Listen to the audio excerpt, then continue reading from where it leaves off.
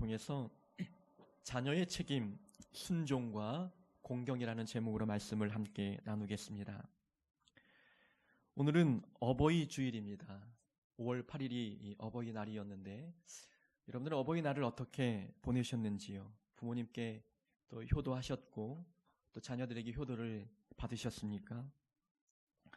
저는 가장 힘든 설교가 두 개가 있습니다. 하나는 장례식에서 하는 설교이고 또 하나는 이 어버이 주일날 하는 설교입니다. 장례식에서 하는 설교는 아직까지 제 부모님이 살아계시고 또 가까운 가족이 하늘나라로 간 경험이 없기 때문에 유가족들의 마음을 100% 공감하기가 참 어렵습니다. 부모를 잃은 그 아픔, 때로는 가족을 잃은 그 상실감이 얼마나 큰지 공감하지 못하니까 그들의 마음에 위로가 되는 말씀을 준비하는 것이 매우 어렵습니다. 그래서 장례식 설교가 참으로 좀 힘들죠. 또 하나는 이 어버이 주일 설교인데 어버이 주일은 아무래도 효도를 좀 강조하는 설교가 좀 되지 않겠습니까? 제가 부모님께 효도한다라고 하는 100%의 확신이 들지 않기 때문에 저는 하지 못하면서 효도를 가르치는 이 설교 자체가 설교를 하면서 죄스럽기까지도 합니다. 그래도 부모님께 효도하라는 이 말씀이 성경의 가르침이기 때문에 우리가 함께 말씀을 통해서 부모 공경 어떻게 해야 할지를 함께 나누어 보고자 합니다. 제가 초등학교 2학년 때 일이었습니다. 저는 축구화를 매우 신고 싶었습니다. 그때만 해도 축구를 많이 하는 편도 아니었고 잘하지도 못했습니다. 그런데 축구화를 너무 신고 싶었습니다. 그래서 어머니를 졸라서 축구화 한 켤레를 좀 얻었지요. 근데 어머니께서 어디에서 신발을 사오셨는지 굉장히 싸구려 신발을 사오셨던 것 같습니다. 그래서 축구화를 신고 학교에 등교할 때마다 이 축구화 이 뒤꿈치가 제 발 뒤꿈치 살을 잡아먹기 시작하는 겁니다. 껍질이 벗겨지고 피가 나기 시작하는 것이지요. 신발을 똑바로 신지 못해서 구겨 신을 수밖에 없었어요. 부모님께 이 신발이 좀 불량품이니까 교환해달라고 말을 할 법도 한데 야단 맞을까봐 겁이 나서 부모님께 이 사실을 감추었지요. 그러게 왜 축구화를 사달라고 했느냐부터 시작을 해서 여러모로 또 야단을 맞을까봐 겁이 났던 겁니다. 이 발이 까지는 것이 제 잘못은 아니잖아요. 신발에 문제가 있는데 마치 제가 잘못한 것 같은 느낌이 들어서 부모님께 말을 하지 못했어요. 그만큼 부모님이 어려웠고 두렵고 늘 야단 맞는 삶 속에 살았기 때문에 내 잘못처럼 느껴졌습니다. 학교에 가 신발을 구겨 신고 학교에 등교하면 선생님이 신발을 똑바로 신으라고 야단치니까 또 신발을 바로 신을 수밖에 없어요. 발이 또 아픈 거예요. 집에 가면 부모님께 이 사실을 감추기 위해서 신발을 구겨 신을 수 없습니다. 그러니까 발이 더 상하기 시작했던 것이지요. 그렇게 2학년의 세월을 보내기 시작했습니다. 또 초등학교 2학년 때에는 저희 가족들이 반지하 단칸방에 살았어요. 5 식구가. 그만큼 생활이 넉넉하지 못했습니다. 하루는 아버지께서 퇴근하실 때에 사과 5개를 사오셨어요. 그래서 아이들을 둘러 앉혀놓고 사과를 하나씩 깎아줍니다. 제일 먼저 막내에게 깎아주고 그 다음에 누나에게 깎아주고 이제 세 번째는 제 차례가 되는 거예요. 근데 제 사과를 깎아주는 그 찰나에 손님이 한 분 방문하셨어요. 잠깐 들르셨는데 사과를 먹는 모습을 이제 보게 되니까 아버지는 사과를 대접하기 위해서 오셔서 같이 드시자고 합니다. 근데 지금 깎고 있는 사과는 제 몫이거든요. 숫자를 세어보니까 우리 가족은 5명이고 사오신 사과는 5개뿐입니다. 한 병에 한 개씩 돌아가는 상황인데 제 몫으로 돌아올 사과를 깎고 있는 찰나에 손님에게 이것을 드리면 제 몫이 없어지는 것 같은 두려움이 드는 거예요. 그래서 아버지께 이건 제 거라고 주면 안 된다고 떼쓰기 시작했어요. 근데 손님이 가신 다음에 아버지가 야단치는데 무섭게 야단치는 거예요. 매를 들고 또 때리기까지 하는 거예요. 이 초등학교 2학년 때의 기억이 아직까지 남아있다는 것은 제 마음에 그 상황이, 그 사건이 상처로 남아있다는 것이죠. 자라오면서 그 사건을 늘 생각해 보는 거예요. 그게 야단칠 일이었던가, 그게 매맞을 일이었나라는 거죠. 어린 마음에 제 생각에는 5개밖에 남지 않은 사과, 그 중에 누나 동생은 먹고 있는데 제 차례가 되어서 내가 먹겠다고 하는 떼쓰는 그 어린 나이의 그 마음을 부모님은 이해하지 못했을까? 아니 그러면 사과를 넉넉하게 사와서 내 몫으로 돌아올 양이 좀 더 넉넉하게 배분이 되면 그렇게 떼쓰지도 않을 텐데 딱 5개 사와놓고 그 5개 중에서 내 몫을 손님에게 드린다고 할 때 어린아이의 마음이 어떨지 생각해 보셨을까? 이런 억울한 마음이 드는 것이요. 저는 어릴 적에 순종적이고 온순했기 때문에 그렇게 야단 맞을 짓도 많이 하지 않았습니다. 그런데도 불구하고 늘 야단 맞는 일이 생활화되었습니다. 부모님은 늘 무서운 존재였고 때문에 늘 눈치를 보면서 자랄 수밖에 없었습니다. 저는 차별을 받는다는 생각도 했습니다. 누나는 딸이라 예쁨을 받는 것 같고 동생은 어려서 막내라서 사랑받는 것 같습니다. 어중간한 저는 딸에 비해서 예쁜 것도 아니었고 동생에 비해서 어린 것도 아니었습니다. 여러 면에서 부모님을 충족시켜 드리지 못하는 존재로 느꼈던 것이지요. 우리는 이렇게 어릴 적 부모님에 대한 기억들이 있습니다. 어떤 기억은 좋은 기억이고 어떤 기억은 나쁜 기억으로 자리 잡습니다. 그 나쁜 기억은 상처로 남아서 부모님에 대한 미움과 섭섭함을 가지고 살아가기도 합니다. 서운한 감정, 충족되지 못한 사랑의 감정들은 우리 인격의 일부분이 되어서 항상 우리를 따라다니며 우리를 괴롭힙니다. 그 상처 때문에 어떤 자녀는 삐뚤어 나가기도 하고 결혼을 해서도 부모님에게 받은 상처가 가시가 되어 가정을 힘들게 끌어나가는 모습도 봅니다.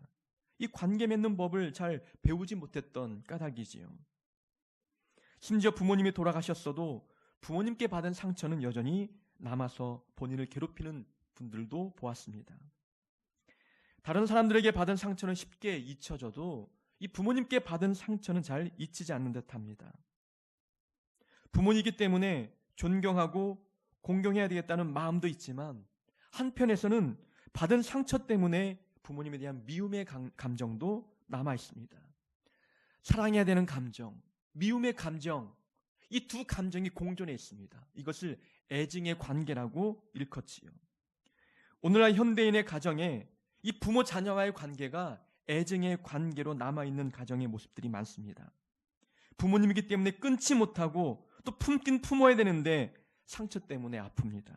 여러모로 이러한 관계 때문에 가정이 무너지는 모습들도 많이 보지 않습니까? 중요한 것은 그러한 상처의 감정을 빨리 지워야 된다는 것입니다. 부모님께 받은 상처를 잊지 아니하면은 나도 힘들고 부모님과의 관계도 힘들어지는 것입니다. 우리는 부모님에 대한 부정적인 감정을 빨리 마음에서 지우는 훈련들을 해야 되는 것이지요.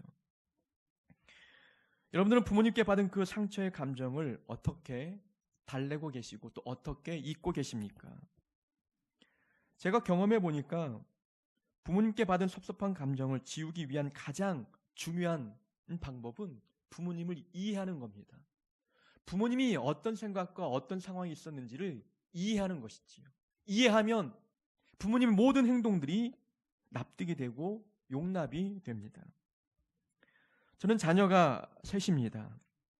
자녀들이 어릴 적에 이제 광주에서 생활을 했습니다. 그때만 해도 제가 신대원을 다녀야 했기 때문에 학생이었죠. 아침에 학교 가기 위해서 일찍 일어나면 내 가족이 쪼르르 누워있는 모습이 눈에 들어옵니다. 아내가 누워있고 또 막내, 둘째, 딸이 이렇게 누워있는 거예요. 어린 딸들이 아무것도 모르고 누워있는 모습을 보면은 제 마음에 겁이 덜컥 나는 거예요. 내가 돈 없는 신학생인데 이 자녀들을 어떻게 올바로 양육할 수 있을까? 겁이 나기 시작하는 겁니다. 그러면서 딱 드는 생각은 아버지의 모습이 떠올라지는 것이지요. 아버님도 저를 포함한 삼형제를 어떻게 키우셨을까? 이 삼남매를 키우면서 나와 똑같은 두려움, 나와 똑같은 걱정을 하지 않았을까라는 생각을 갖기 시작하는 겁니다. 그러면서 부모님에 대한 존경의 마음이 생기는 거예요. 그 어려운 상황에서 이 삼남매를 올바로 키우시려고 노력했던 그 노력들, 또 이만큼 키워내신 그 수고, 그 모습을 보니 존경스러운 마음이 드는 겁니다. 그러면서 제 마음에도 아버지께서 나를 이만큼 키워주신 것처럼 그렇게 내가 내 자녀를 키울 수 있으면 좋겠다라는 생각을 갖게 되는 것입니다. 부모님을 이해하면 부모님을 대하는 마음이 달라집니다. 이해한다는 것은 그 사람의 입장에 서보는 겁니다. 이해라는 단어는 영어로 understand입니다. under라는 것은 아래라는 뜻이고 stand, 선다는 거 아닙니까? 그 사람의 상황 아래에 서보는 것이 이해입니다. 그때 그 사람의 마음이 어땠을까? 그때 그 사람의 그 상황 속에서 어떤 생각이었을까? 이해할 때에 그 사람의 모든 행동이 납득이 되는 것입니다. 저는 아버지를 이해하기 위해서 아버지에 대한 입장을 한번 생각해 보았습니다. 아버지는 8남매 중에서 6번째로 태어났습니다. 아버지 세대는 형제가 많은 세대이지 않습니까?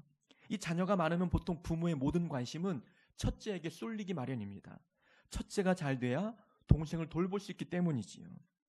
할아버지 세대의 부모들은 모두 그런 생각들을 갖고 있었습니다. 그래서 모든 사랑과 관심과 모든 교육과 모든 노력이 첫째에게 쏠립니다. 그러다 보니까 6번째 아들에게는 부모의 사랑이 흘러가기 매우 어려웠던 것이지요. 아버지는 혼자 힘으로 인생을 헤쳐나가야만 했습니다. 그래서 어린 나이에 서울로 상경하셔서 직업군인의 길을 택합니다. 군대에 입대하셔서 그 사이 어머니를 만나 결혼하시고 저보다 젊은 나이에 자녀 셋을 낳고 키우셨습니다. 그때만 해도 자녀 양육의 경험이 부족했고 먹고 사는데 급해 자녀 양육법에 대한 교육 한번 제대로 받지 못했습니다. 가부장적인 한국 가정 문화 속에서 아버지도 당신의 부모로부터 따뜻한 사랑 표현 한번 받지 못하고 자라오셨습니다. 자녀를 사랑하는 법을 보고 배운 적이 없었던 것이지요. 그런 상황 속에서 나름 최선을 다해 자녀를 키워보겠다고 고군분투하셨습니다. 자녀를 키우면서 두려울 때가 있었을 것이고 더 잘하는 부모의 모습을 보여주지 못해 늘 미안할 때가 있었을 것입니다.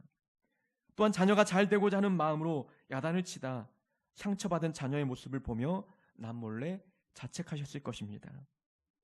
자녀를 키우면서 내가 느꼈을 그 감정을 부모님도 동일하게 경험하셨을 것이라는 생각을 갖는 것이지요. 저는 자녀를 키우면서 때로는 욱하는 모습을 보여줄 때가 있습니다. 그럴 때마다 이 성격을 물려주신 부모님께 원망할 때가 참 많았던 것이지요. 자라오면서 아버지도 욱하는 성격을 자주 보여주셨기 때문입니다. 그 부분만큼은 담고 싶지 않았지만 나도 모르게 그 모습을 담고 말았습니다. 그러나 곰곰이 생각해 보니까 아버지도 할아버지의 피해자였습니다.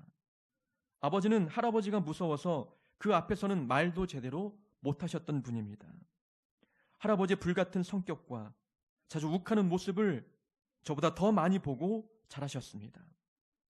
그런 상황 속에서 자란 아버지는 할아버지의 모습을 담긴 했지만 많이 노력하셔서 그 할아버지의 성격을 많이 걸러내셨습니다. 어느 정도 걸러내셨기 때문에 그나마 아버지 형제들의 가족들보다 우리 가족이 좀 더 화목한 가족이 되었습니다. 아버지도 할아버지의 피해자라는 생각을 갖고 보니 아버지가 이해가 됩니다. 이런 성격 물려주신 아버지를 원망하지 않습니다. 대신 아버지가 할아버지의 성격을 걸러내신 것처럼 나도 내 자녀들에게 내 단점을 한 50% 정도는 걸러내야 되겠다라는 노력과 또 거기에 대해서 애쓰는 모습들로 변해가기 시작합니다. 부모님에 대한 존경은 부모님을 이해할 때 생깁니다. 부모님을 이해하면 부모님이 나를 위해서 애쓰신 그 은혜가 보이게 되고 나를 위해 노력했던 그 모습 납득이 되는 것입니다. 배움도 짧았고 경험도 없었고 온전한 부모상도 보고 자라지 못한 부모님 세대. 그래도 나를 키우시느라 나름 고민도 많이 하셨을 그 모습들. 두려움과 싸워야 했고 잘해보려고 애썼던 그 모습들. 생각해보니 부모님은 나보다 더 어릴 때 자녀를 낳고 키우셨던 모습들. 그 모습을 생각하니까 모든 것이 이해가 되기 시작합니다. 우리는 아버지란 존재에 대해서 그런 분들이 어떠한 분인지를 한번 생각해 볼 필요가 있습니다. 아버지에 대한 설명을 기록해 놓은 책이 있습니다. 한번 그 글을 읽어보겠습니다. 아버지란 기분이 좋을 때 헛기침을 하고 겁이 날 때 너털 웃음을 웃는 사람이다.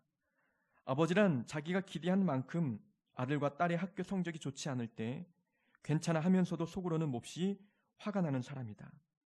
아버지의 마음은 먹칠을 한 유리로 되어 있다. 그래서 잘 깨지기도 하지만 속이 잘 보이지 않는다. 아버지란 울 장소가 없기에 2배로 슬픈 사람이다. 아버지가 아침 식탁에서 성급하게 일어나서 나가는 장소는 즐거운 일이 기다리고 있는 것이 아니다. 아버지는 머리가 3개 달린 용과 싸우러 나간다. 그것은 피로와 끝없는 일과 직장 상사에 받는 스트레스이다. 아버지란 내가 아버지 노릇을 제대로 하고 있나 하고 스스로 자책하는 사람이다. 아버지란 자식을 결혼시킬 때 속으로 한없이 울면서도 얼굴로는 웃음을 나타내는 사람이다. 아들과 딸이 밤늦게 돌아올 때 어머니는 10번 걱정하는 말을 하지만 아버지는 10번 현관을 쳐다본다. 아버지란 돌아가신 후에야 보고 싶은 사람이다.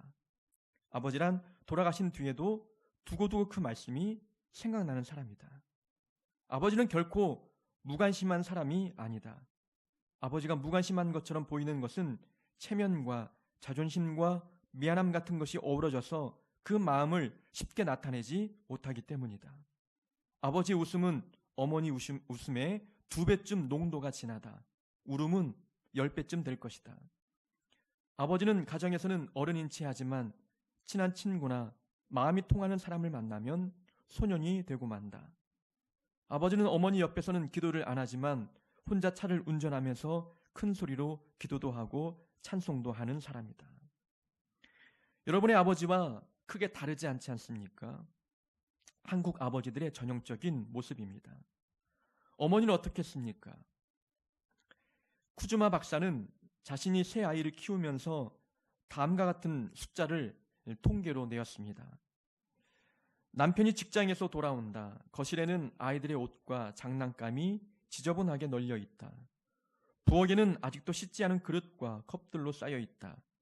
직장에서 돌아온 남편은 불쾌한 얼굴로 소파에 몸을 던진다. 남편은 직장에 가 있는 동안에 아내인 아이들 엄마가 하루 종일 무엇을 했을까 생각하지도 않는다. 그러나 쿠즈마 박사는 32회의 기저귀를 갈았고 71회 숟가락을 아이의 입으로 떠다 날랐고 화장실 변기에서 노는 아이들을 13회 밖으로 끌어냈고 옷에 음식물을 흘리거나 똥을 싸서 18회 옷을 갈아입혔으며 그네를 밀어준 것도 623회, 집안을 걸레질한 것도 6회나 되었다. 이것이 불과 미국 어머니들의 모습이 아니라 아마 한국 어머니들은 이보다 더한 수고를 하며 하루 일과를 보냅니다. 어머니는 자녀를 사랑하기 때문에 용돈을 아끼라고 말씀하시고 자녀를 사랑하기 때문에 부끄러움을 무릅쓰고 다른 사람에게 무릎을 꿇을 수 있는 분입니다. 엄마가 하면 15분이면 끝나는 방 청소를 1시간 동안이나 꾸물거리며 하는 자녀를 지켜봅니다. 사랑하기 때문에 매를 들었고 아픈 자녀를 사랑하기 때문에 학교와 학원으로 보냅니다.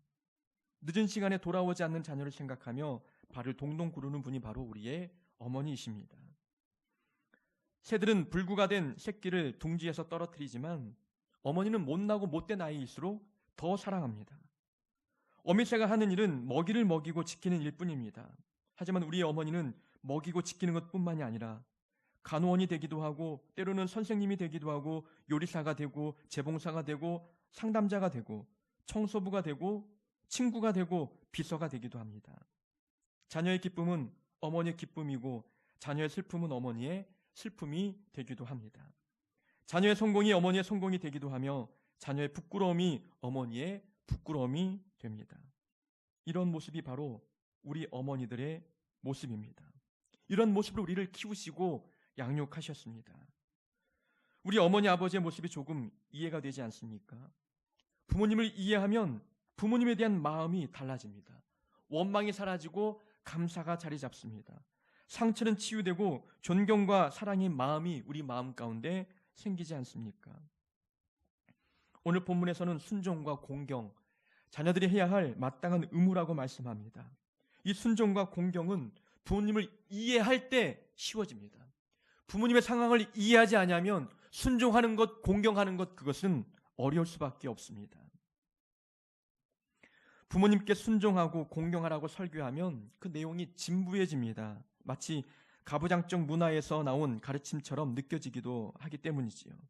그러나 순종과 공경은 성경의 가르침입니다. 성경은 시대를 초월한 하나님의 말씀입니다. 에베소 교회 교인들에게 가르친 이 바울의 가르침, 이 순종과 공경은 오늘날 우리의 삶에도 적용해야 할 하나님의 말씀임에는 분명합니다. 순종은 부모님의 말을 따르는 행동입니다.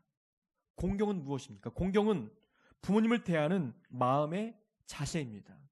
순종은 겉모습이지만 공경은 속마음입니다. 그래서 순종과 공경은 같이 가야 합니다. 공경이 빠지면 우리가 하는 순종은 겉모습뿐입니다.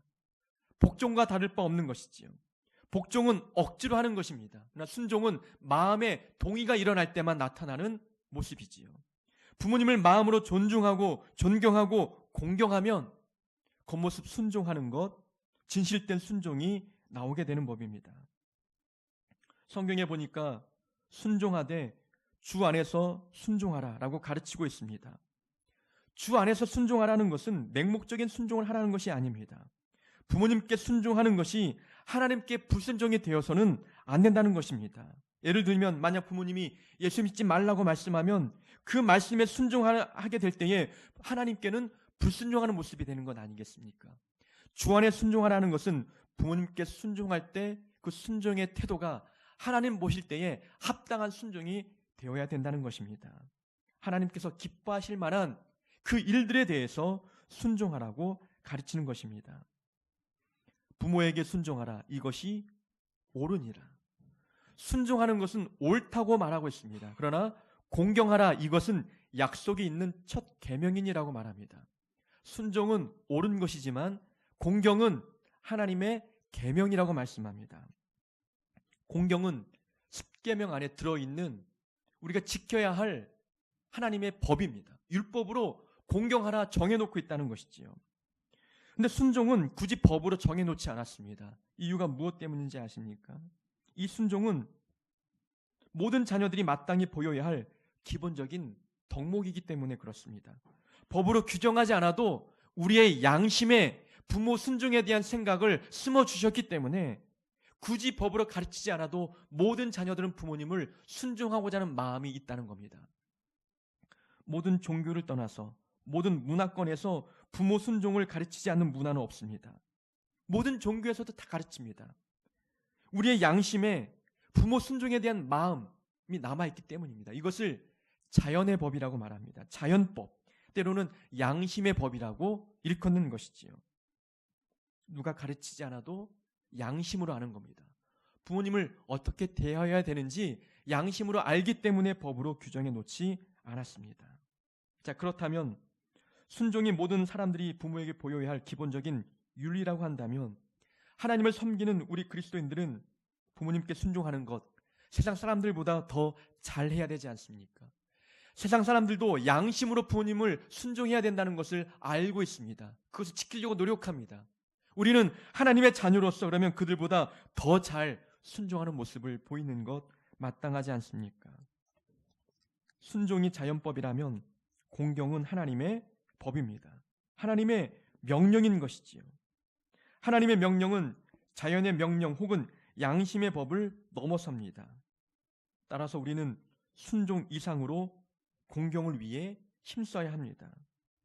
순종이 외적 행동을 강조하는 말이라면 공경은 내적 태도를 강조하는 말입니다. 행동으로뿐 아니라 마음으로 부모님을 존중해야 된다고 우리에게 말씀으로 가르쳐 주고 있습니다. 오늘 본문은 또한 하나님께서 이 명령을 따르는 이들에게 두 가지를 약속해 주고 있습니다. 내가 잘 되고 땅에서 장수하리라. 부모님께 순종하고 공경하면 우리가 잘 되는 것, 첫 번째 주어진 복이고 또 하나는 이 땅에서 장수한다라고 말씀합니다. 이 말씀은 우리가 부모님을 공경하면 자동적으로 출세하고 자동적으로 장수가 보장된다는 의미는 아닙니다. 그러나 부모와의 건강한 관계를 맺고 있는 사람이 사회생활에서 성공하고 심리적으로도 건강한 생활을 할 수 있는 가능성은 매우 높습니다. 그리고 심리적으로 마음이 안정이 되고 내적 평안을 누리는 사람은 또한 장수할 수 있는 확률이 높다는 것이지요. 10계명 중에서 다른 어떤 계명도 그 계명을 지킬 때에 어떤 보상을 해주겠다라고 언급한 계명이 없습니다. 다만 부모에게 공경할 때 주어진 보상만 십계명에 언급하고 있는 것이죠. 그만큼 하나님은 부모 공경과 순종을 매우 중요하게 여기고 계십니다. 부모 공경이 하나님의 법이라면 우리는 그 법을 지키기 위해서 하나님의 도움을 간구해야 합니다. 성경에 기록한 모든 하나님의 말씀은 우리 힘으로 지키기 어렵습니다. 성령이 함께 하셔야 하나님의 말씀에 순종하고 그 말씀을 올바로 삶에 실천하지 않겠습니까? 우리 힘으로 하나님 말씀 순종하는 건 매우 어렵습니다.